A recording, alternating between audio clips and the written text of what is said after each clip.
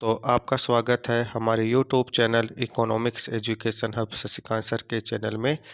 आज हम बात करते हैं राजस्थान जीके के एक नए टॉपिक के बारे में जिसका नाम है राजस्थान की नदियाँ। आज हम राजस्थान की प्रमुख प्रमुख नदियों के बारे में जानेंगे। राजस्थान की कोई भी प्रतियोगी एग्जाम होती है तो उसमें भी नदियों से संबंधित प्रश्न पूछे जाते हैं, इसलिए आज का वीडियो इम्पोर्टेंट है। तो हम राजस्थान की नदियों के बारे में जानते हैं। राजस्थान का अधिकांश भाग रेगिस्तानी है, अतः वहाँ नदियों का विशेष महत्व है। पश्चिमी भाग में सिंचाई के साधनों का अभाव है, परिणाम स्वरूप यहाँ नदियों का महत्व और भी बढ़ जाता है। प्राचीन समय से ही नदियों का विशेष महत्व रहा है। राजस्थान में महान जल विभाजक रेखा का कार्य अरावली पर्वतमाला द्वारा किया जाता है। अरावली पर्वत के पूर्व न पश्चिम में नदियों का प्रवाह है और उसका उद्गम अरावली पर्वतमाला है। अब हम कुछ प्रमुख नदियों के बारे में जानते हैं, जिसमें पहली नदी है चंबल नदी। चंबल नदी को चरमवती, नित्यवाही, सदानीरा और कामधेनु नदी के नाम से जाना जाता है। तो जो चंबल नदी है उसके अन्य नाम है चरमवती, नित्यवाही, सदानिरी, कामधेनु।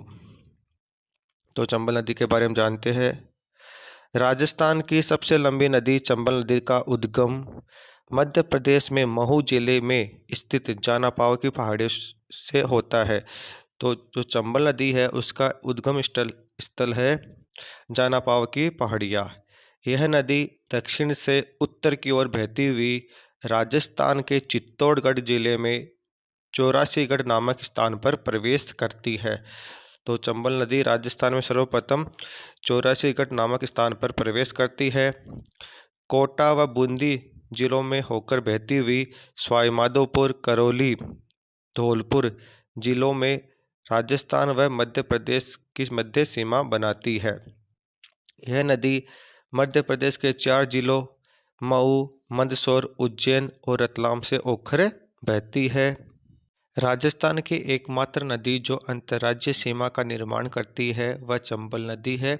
अंत में उत्तर प्रदेश के इटावा जिले में मुरादगंज नामक स्थान पर यमुना नदी में विलीन हो जाती है।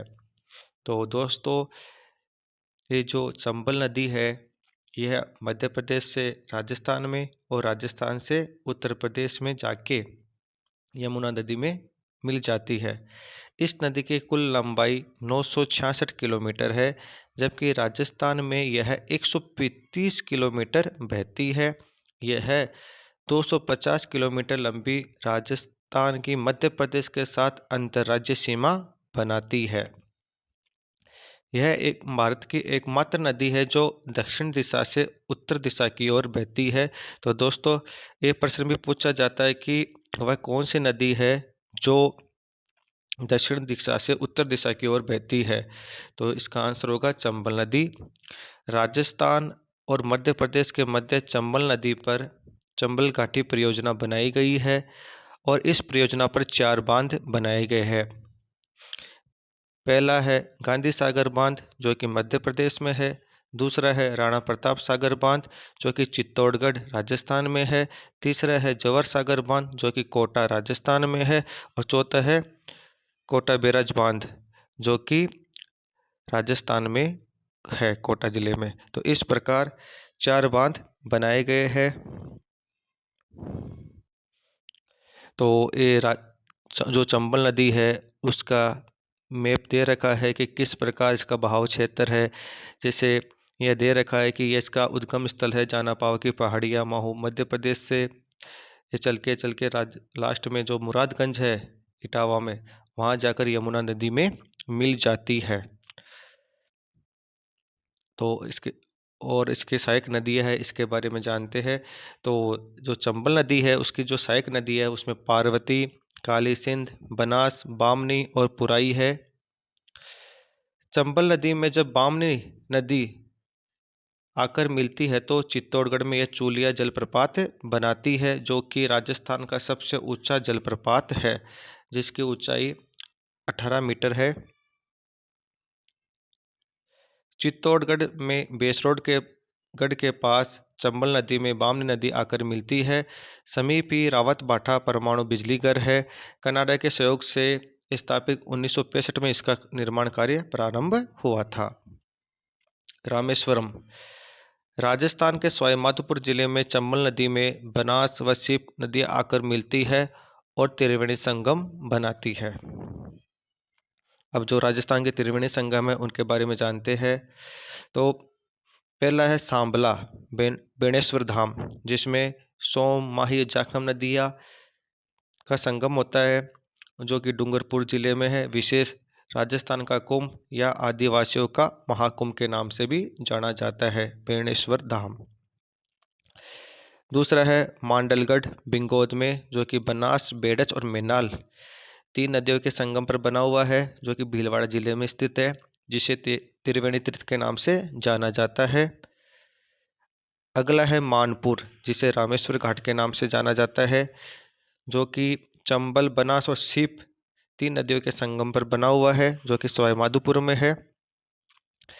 वर्षों से अखंड संकीर्तन और श्री जी का मंदिर है। फिर है राजमहल, जो कि बनास, खारी और डोई नदी के संगम पर बना है, जो कि टोंक जिले में है। इस प्रकार ये त्रिवेणी संगम है। टांग क्षेत्र चंबल नदी के बहाव क्षेत्र में गहरे गड्ढे युक्त भूमि, जहाँ पर वन क्षेत्रों या वृक्षों की अधिकता होती है। 30-35 वर्ष पूर्व ये बिहार डाकुओं की शरण स्थली थी। इन क्षेत्रों को डांग क्षेत्र कहा जाता है। इसे दस्यु प्रभावित क्षेत्र भी कहा जाता है। सर्वाधिक अवनालिक अपवर्तन इसी नदी का होता है। चंबल नदी में स्तनपायी जीव गांगेसुस पाया जाता है। तो ध्यान देना बच्चों, जो चंबल नदी में है स्तनपायी जीव गांगे पाया जाता है। अब कुछ महत्वपूर्ण तथ्य है। भारत सरकार ने राष्ट्रीय चंबल अभयारण्य को इको सेंसिटिव जोन घोषित किया है। इस अभयारण्य में गंगा डॉल्फिन और गंभीर रूप से लुप्तप्राय घड़ियाल पाए जाते हैं। इको सेंसिटिव जोन घोषित होने के कारण रिसोर्ट, होटल या अन्य आवासीय और औद्योगिक गतिविधियों के निर्माण पर रोक होती है। यह अभयारण्य प्राकृतिक रूप से रहने वाले घड़ियालों को आवास है। 75% घड़ियाल इस अभयारण्य में रहते हैं।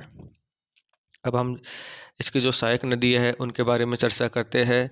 तो चंबल नदी की जो सहायक नदी है उसमें से एक है काली सिंध। यह नदी मध्य प्रदेश के बांगली गांव देवास से निकलती है। देवास, शाजापुर, राजगढ़ में होती हुई झालावाड़ के रायपुर में राजस्थान में प्रवेश करती है। झालावाड़ कोटा में बहती हुई कोटा के नानेरा में यह चंबल नदी से मिल जाती है। आहुआ, परवन, निवाज, उजाड़ सहायक नदियाँ है। इस नदी पर कोटा में हरिश्चंद्र बांध बना हुआ है। तो इस काली सिंध के बारे में हमने जान लिया। अब हम जानते हैं आहू नदी के बारे में। यह मध्य प्रदेश के मेहंदी गांव से निकलती है। झालावाड़ के नंदपुर में राजस्थान में यह प्रवेश करती है। झालावाड़ कोटा की सीमा पर बहती हुई झालावाड़ के गागरोन में काली सिंध में यह मिल जाती है। तो हमने आहू की बात की। अब हम जानते कुछ महत्वपूर्ण तथ्य। झालावाड़ के गागरोन में काली सिंध आहू नदियों का संगम होता है और इस संगम पर गागरोन का प्रसिद्ध जल दुर्ग स्थित है। तो गागरोन में आहू और काली सिंध नदी के संगम पर गागरोन का प्रसिद्ध जल दुर्ग बना हुआ है, यानी गागरोन का जो किला है वह आहू और काली सिंध नदियों के संगम पर बना हुआ है, जो कि झालावाड़ में है। अब हम पार्वती नदी के बारे में जानते हैं। यह मध्य प्रदेश के सीहोर से निकलती है। बारा के करियाई हट में राजस्थान में प्रवेश करती है। बारा कोटा में बहती हुई कोटा के पालिया गांव में चंबल नदी से मिल जाती है। पार्वती परियोजना धौलपुर जिले में है। अब हम परवन नदी के बारे में जानते हैं। यह अजनार या घोड़ा पछाड़ की शुक्त धारा है। यह मध्य प्रदेश के विंध्याचल से निकलती है। झालावाड़ में मनोहर थाना में राजस्थान में प्रवेश करती है। झालावाड़ और बारा में बहती हुई बारा में पलायता नक्शे के अनुसार अटा गांव में काली सिंध में मिल जाती है। तो परवन नदी काली सिंध नदी में मिल जाती है। अब हम जानते हैं बनास नदी, जो कि राजस्थान की प्रमुख नदियों में से एक है। इसका जो अन्य उपनाम है वह है वन की आशा, वर्णनासा या वशिष्ठी। तो बनास नदी को वन की आशा की नदी के नाम से भी जाना जाता है। ये प्रश्न भी पूछा जाता है कि वन की आशा किस नदी को कहते हैं, तो इसका आंसर होगा बनास नदी। इसकी कुल लंबाई है 480 किलोमीटर। इसका जो बहाव क्षेत्र है वह राजसमंद, चित्तौड़गढ़, भीलवाड़ा, अजमेर, टोंक, सवाईमाधोपुर है। बेड़च और मेनाल नदियाँ बनास में दाईं तरफ से मिलती है। तो ध्यान देना दोस्तों कि जो बनास नदी है उसके दाईं तरफ से मिलने वाली नदियाँ है बेड़च और मेनाल। राजस्थान में पूर्णतः प्रवाह की दृष्टि से सर्वाधिक लंबी नदी बनास नदी का उद्गम खमनोर की पहाड़ी कुंभलगढ़ से होता है। यानी बनास नदी का उद्गम स्थल है खमनोर की पहाड़ियाँ। राजसमंद से चित्तौड़गढ़, भीलवाड़ा, अजमेर, टोंक जिलों से होकर बहती हुई अंत में सवाईमाधोपुर जिले में रामेश्वरम नामक स्थान पर चंबल नदी में विलीन हो जाती है। इस नदी की कुल लंबाई 480 किलोमीटर है, जो कि पूर्णतः राजस्थान में है। पूर्णतः राजस्थान में बहने वाली सबसे लंबी नदी है। बनास नदी पर दो बांध बनाए गए हैं। एक तो है बिशलपुर बांध, दूसरा है इसरदा बांध। जो बिशलपुर बांध है वह टोडा रायसिंह कस्बे में टोंक जिले में है, जबकि इसरदा जो बांध है वह सवाईमाधोपुर जिले में है। इससे जयपुर जिले को पेयजल की आपूर्ति की जाती है। बिंगोंद भीलवाड़ा जिले में बिंगोंद नामक स्थान पर बनास नदी में बेड़च व मेनाल प्रमुख है। बनास का आकार सर्पिलाकार है। तो ध्यान देना दोस्तों कि जो बनास नदी है उसका आकार सर्पिलाकार है। बनास नदी की जो सहायक नदी है उसमें बेड़च, मेनाल, खारी, कोठारी और मोरेल है। अब हम बेड़च नदी की बात करते हैं। तो बेड़च नदी, जिसे आयड़ नदी भी कहा जाता है, इसका उद्गम स्थल है गोगुंदा की पहाड़ियाँ, जो कि उदयपुर में है। इसकी कुल लंबाई है 190 किलोमीटर। आयड़ सभ्यता का विकास तथा बनास संस्कृति के नाम से जाना जाते हैं, और यह समापन होती है बिगोद में, भीलवाड़ा में। राजस्थान में उदयपुर जिले में गोगुंदा की पहाड़ियों से इस नदी का उद्गम होता है। आरंभ में इस नदी को आहड़ नदी कहा जाता है, किंतु उदय सागर झील के पश्चात यह नदी बेड़च नदी कहलाती है। इस नदी की कुल लंबाई 190 किलोमीटर है। यह नदी उदयपुर, चित्तौड़ जिले में होकर बहती हुई अंत में भीलवाड़ा जिले के बिगोद नामक स्थान पर बनास नदी में मिल जाती है। चित्तौड़गढ़ जिले में गंभीरी नदी इसमें मिलती है। लगभग 4000 वर्ष पूर्व उदयपुर जिले में इस नदी के तट पर आहड़ सभ्यता का विकास हुआ। बेड़च नदी बनास की एक सहायक नदी है। तो इस प्रकार हमने बेड़च नदी के बारे में जाना। अब हम जानते हैं कोठारी नदी के बारे में। कोठारी नदी यह राजसमंद में दिवेर से निकलती है। राजसमंद भीलवाड़ा में बहती हुई भीलवाड़ा के नंद राय में बनास में मिल जाती है। भीलवाड़ा के मांडलगढ़ कस्बे में इस पर मेजा बांध बना हुआ है। तो ध्यान देना दोस्तों कि मेजा बांध किस जिले में है, तो इसका आंसर होगा भीलवाड़ा, जबकि मेजा बांध कोठारी नदी पर बना हुआ है। ध्यान देना दोस्तों कि मेजा बांध कोठारी नदी पर बना हुआ है। अब हम जानते हैं गंभीरी नदी के बारे में। मध्य प्रदेश के जावरा की पहाड़ियों रतलाम से निकलती है गंभीरी नदी। चित्तौड़गढ़ में निम्बाहेड़ा में राजस्थान में प्रवेश करती है, और चित्तौड़गढ़ के दुर्ग के पास ये बेड़च नदी में मिल जाती है। अब खारी नदी के बारे में जानते हैं। यह राजसमंद के बिजराल गांव से निकलती है।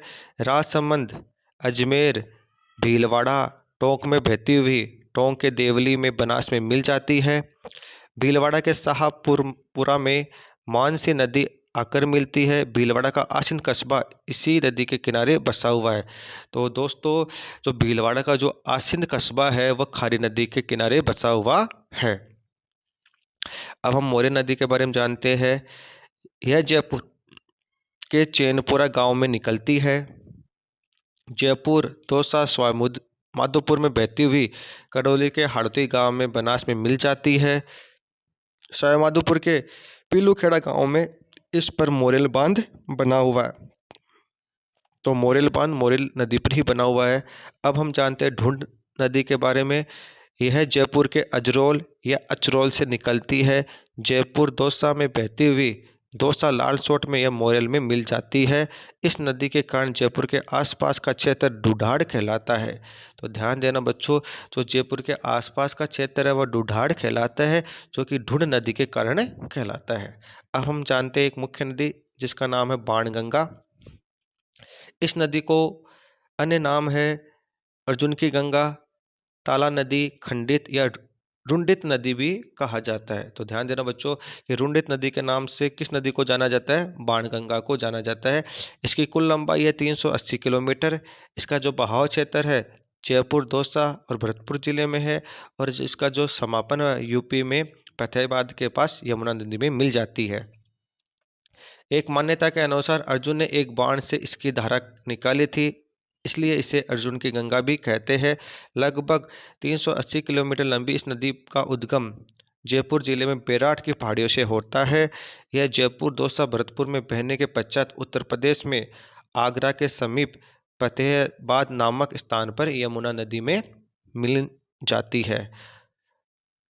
उपनाम इसे रुंडित, खंडित या ताला नदी भी कहते हैं। इस नदी के तट पर बेराट सभ्यता विकसित हुई है। तो ध्यान देना बच्चों, जो बेराट सभ्यता बाणगंगा नदी पर विकसित हुई है।